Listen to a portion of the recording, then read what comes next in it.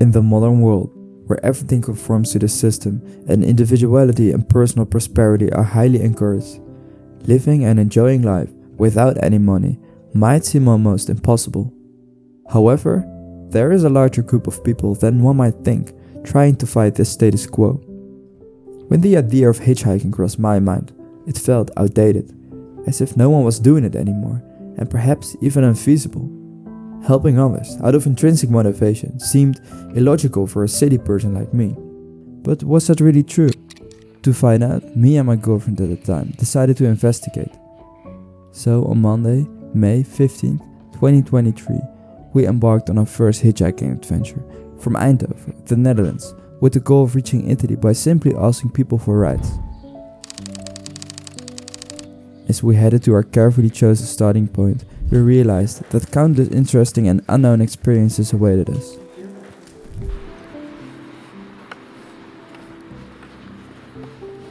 The first spot made us feel very uncomfortable as we weren't accustomed to facing rejections, which made time seem way longer. Surprisingly, we only stood there for about 10 minutes before someone going to Antwerp offered us a lift. Our first ride covered 90 kilometers. Our destination for the first day was Brussels, but we hadn't arranged a place to stay yet. I wanted to test out the website Be Welcome, which I'd come across during my preparations. Be Welcome is an online community where people offer travelers a place to stay, but most important, they aren't allowed to charge any money for it. After a couple more rides and some rejections, we almost reached Brussels. Struggling to stop a car, we coincidentally found ourselves already at the bus stop. So 2 + 2 = 3, and we made use of public transport to reach the first person who replied to our message on Be Welcome. In hindsight, that wasn't the best choice. So we were fortunate to find a hostel just in time for some much needed rest.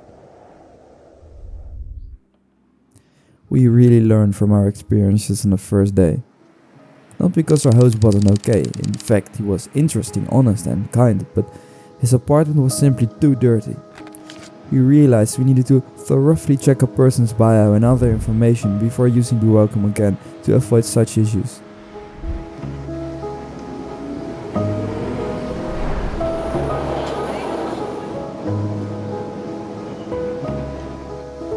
The following night we decided to also stay in Brussels, but to save money we opted for a campsite near the city center.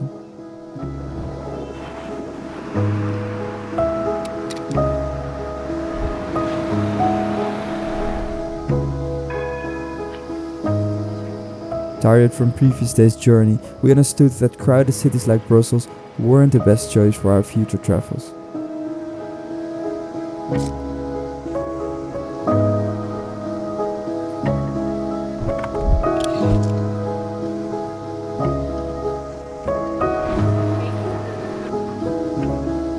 Nevertheless, we explored some hotspots in the city and made new friends at the hostel, Enrico and Julia from Germany, whom we shared dinner with and ventured into the nightlife.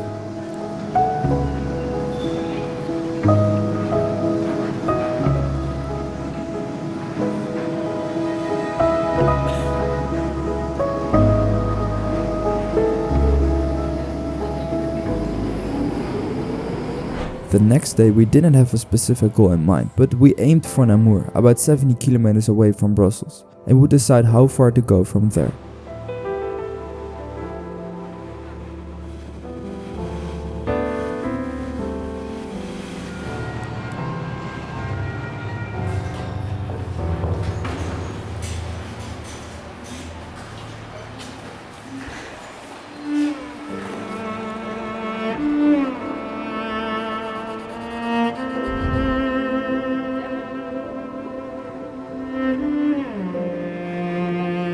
We had to try a few different spots before finding a suitable one where someone picked us up. The first ride of the day was from an experienced hitchhiker who shared some valuable tips with us. He dropped us at an excellent spot where we got a lift in under 2 minutes. The new driver was equally kind, but there was a slight language barrier. Nonetheless, he went out of his way to take us much further than he needed to go. We took a short break to enjoy the view and have our emergency food, nuts and raisins. Eventually, a kind girl offered us a ride. and she dropped us at the first petrol station along the way. Unfortunately, we realized, after we said goodbye, that we left my Bluetooth speaker in our car. Nevertheless, this meant we'd have more tranquility during the trip, which could turn out to be a welcome change.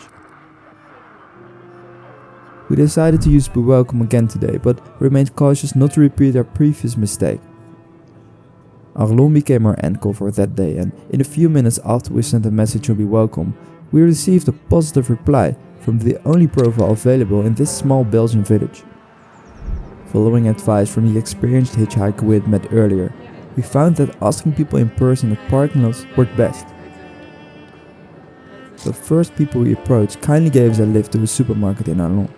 From there, we shopped for groceries and decided to approach people also here in the parking lot, seeking a ride to our address. Despite our initial prejudice, the locals were helpful and considerate. A woman, despite her limited English, graciously took us all the way to our guest house, even going the extra mile to drop her groceries at home before picking us up.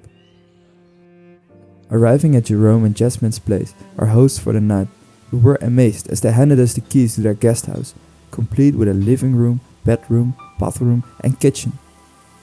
The area was beautiful, and after settling in, we took a night walk, finally getting for the first time some well-deserved rest on our journey. Sitting here together, we talked about the fact that during this trip, time felt so much longer, in a good way though. We were only 3 days in, but we had experienced so much already. We cooked ourselves a nice meal and got to bed.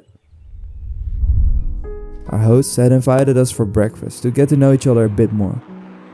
There they offered us another night if we wanted to stay longer. Because we agreed not to rush to our end goal but also to enjoy the place we would encounter, we were happy to stay another night at this peaceful place. Jerome and Jasmine even had us their bikes, so we were able to really explore the area.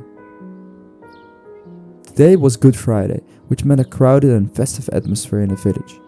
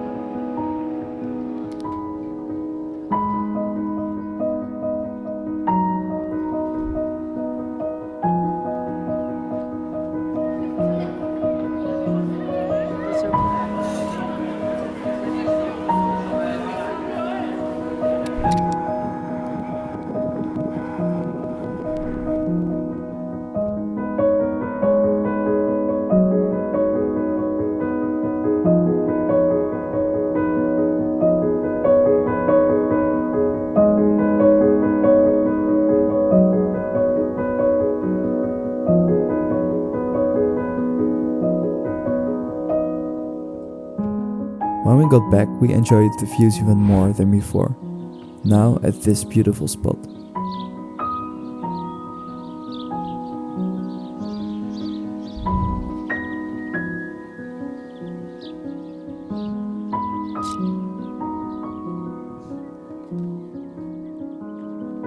As we were within walking distance from Luxembourg, Jerome told us something interesting about the public transport over there. It's all free for everyone. That's why we started the next day with a 30-minute walk to the closest bus stop in Luxembourg.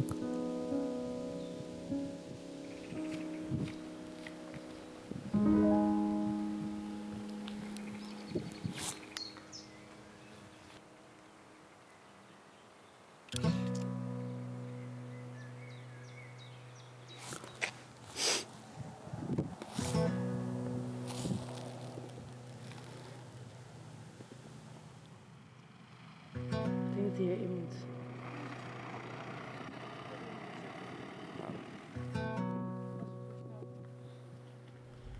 We searched for a campsite near the city center and eventually found one. We booked a place for 2 nights so we could explore this new country via this free public transport.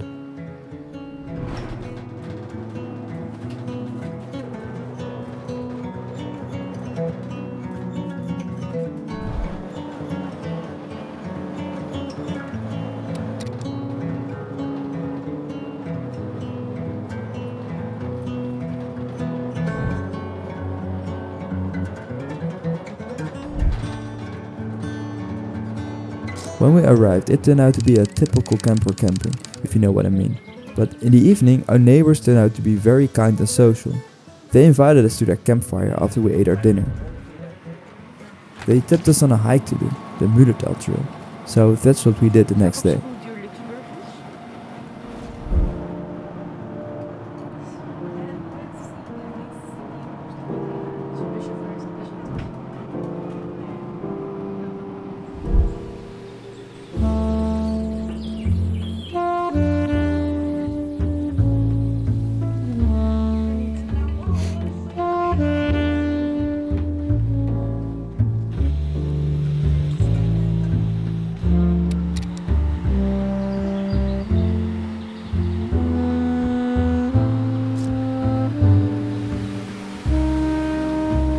We needed a lift back to the closest bus stop, and that's when we encountered unfriendly people for the first time on this trip.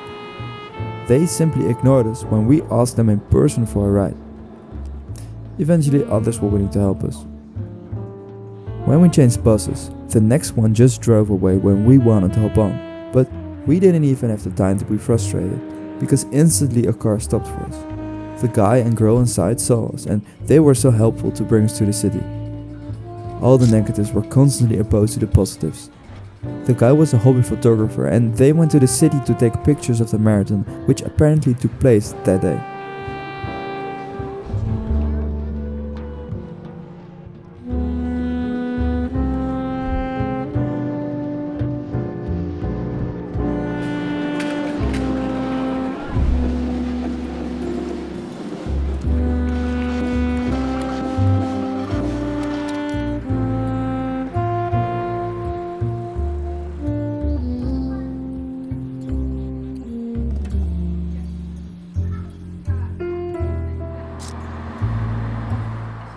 The next day was going to be the hottest so far. Well, maybe it only was emotionally because of our activities. We planned to travel a lot today. Our tactic was as follows. We would go by bus to the furthest place possible, next to the border, called Schengen. From there on we would try to hitchhike and hope to reach Stuttgart today. An ambitious plan it was. It took way longer than expected. We arrived at Schengen around 5:30, and from here on it would still take more than 3 hours to reach Stuttgart. Desperation started to form, but we tried to keep the spirit. We soon realized this place was anything but successful. There weren't many cars passing, and the ones who did were expensive as fuck. Those people really looked at us as if we were some kind of rotting eggs. We decided to start walking to hopefully find a better spot. The sun was burning on our skulls, the heavy bags were hurting our shoulders, and hopelessness was fighting our mental state. We really put ourselves to the test here. We literally had no idea how to get away from this outlandish place. Earlier in the day I contacted Franz from Be Welcome. He lived in Stuttgart and offered us a place to sleep, but we had to be realistic and tell him we didn't really think we would make it today. Google Maps was our best friend during our trip. I found a spot that could have some potential, a parking spot next to the highway, on the way to Stuttgart. This gave us a new perspective. We had to climb a fence, but there we were. There weren't many people here, and the first ones we approached didn't want to help us. Again, our prejudices were contradicted because we didn't expect the people from the next car to be this kind and helpful. They offered us food and even brought us to a campsite in Saarbrücken that was halfway to Stuttgart. We really learned a lesson here. It's so hard not to judge people on their appearance, even if you really don't want to. The men and women from the car weren't fluent in English or German. The phenomenon appeared again. The language barrier didn't create the distance you would expect, but rather a feeling of a deeper connection because of the effort both sides put into the conversation. And altogether, they really saved our day. The next morning we woke up in Saarbrücken, but wanted to leave as early as possible. Today we would analyze even better where we would start asking people for a ride. And it worked. After a 30-minute walk we arrived at our chosen location, and we instantly got a lift from Stefan, who brought us all the way to Karlsruhe. Here we struggled a little bit to find another lift, but eventually we got one to Stuttgart, where we took public transport to go to France.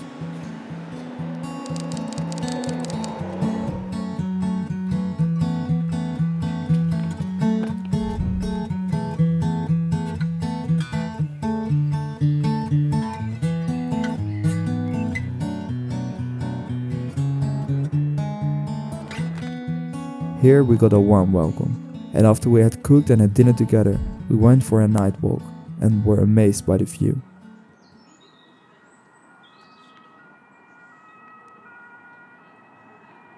Frans followed along with us and tipped us on a spot to start the next day. He told us it's always harder to get out of a big city than inside one by hitchhiking.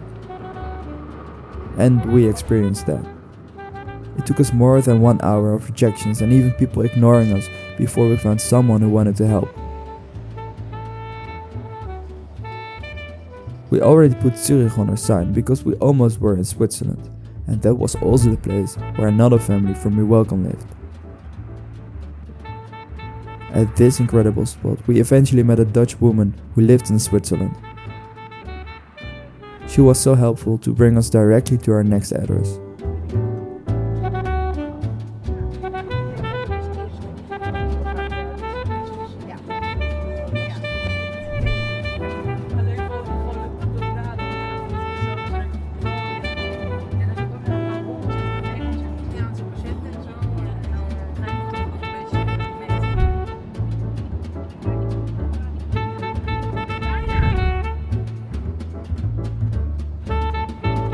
Jana, my ex-girlfriend, wasn't totally thrilled by this stay, and to be fair, I somewhat understood her. The environments you encounter in these homes of people willing to give you a free stay are always different, and can be really something else than what you're used to. The people from our stay this night were very kind to us, and that made us not want to leave. The next day was a rainy one. We were in mid-Switzerland, which meant almost Italy, but finding a car was really hard. We thought it would be smart to get to Italy as fast as possible, because the highway went straight through the mountains, and we didn't have the right clothes with us to stand in the cold. Eventually, a man came to help us. At first we didn't really know whether to trust him or not, but he turned out to be the kindest person we met during our trip. He didn't even have to be somewhere, but he just drove us miles away. That's why we stopped him at a point, because we felt bad he had to drive all the way back. Oh, if only we'd listened to him. He really advised us not to stop here, but we insisted. The place where we ended up was called Goer, and it was even rainier over there. After 2 hours of desperately trying to get a new lift, we realized most people here probably lived really close and not in Italy. They were just here for work and now they went home. We hoped to reach Como today, but that was still 3 hours away. And shit, it was already 5 PM. I really had a hard time accepting this, but we decided to give up. Luckily, there was one hostel in Goer where we could stay that night. The next day we would go back to Zurich by train, and then go to Como, also by train. Before our trip started, we planned to use an intro pass to go back home. So now we had 3 days left over, which we could use for this emergency travel.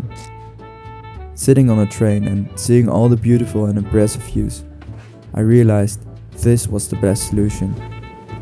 We were at a point where we had seen so much in such a short period of time. It was so interesting, yet so energy consuming.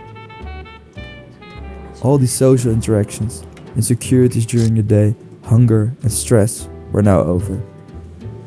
The idea of not having to be insecure about the near future was really soothing. When we arrived in Como, we decided to stay at the campsite here. The place was so nice that we also decided not to go any further and just enjoy it here for the last week. We ate the first pizza of our trip here, as we had set our goal to. This last relaxing week was necessary. Hitchhiking is really fun, but it asks a lot of you. I would recommend it to anyone. You learn so much from it, and you create memories you will never forget. If you ask me what I learned the most, it's how relative everything is. Although I already knew, it's just so clear when you do something like this. Some moments you feel the best and the other moment you feel the worst you've ever experienced. But then afterward, you can put it in perspective and realize the things you stressed about most of the times just aren't that big. Another wise lesson is not to judge people. It's something really hard, and even though we tried not to do it during our trip, there were multiple moments when we were confronted by our own false prejudices. And those prejudices can really hinder you from doing the right thing. But the most important part for me is the pure human connection you feel when you do something like this. People helping you without any money involved, solely moved by their intrinsic motivation, gives you a really special feeling. It's something money can simply not buy, and I think it's very important for everyone to experience these feelings in the modern world we live in right now. I see everything pushes us more and more in the direction of individuality, and more people are feeling lonely, sad, and have a feeling of the absence of a life purpose. I honestly think the system we live in encourages these feelings, and if you want to be happy, do things that change that.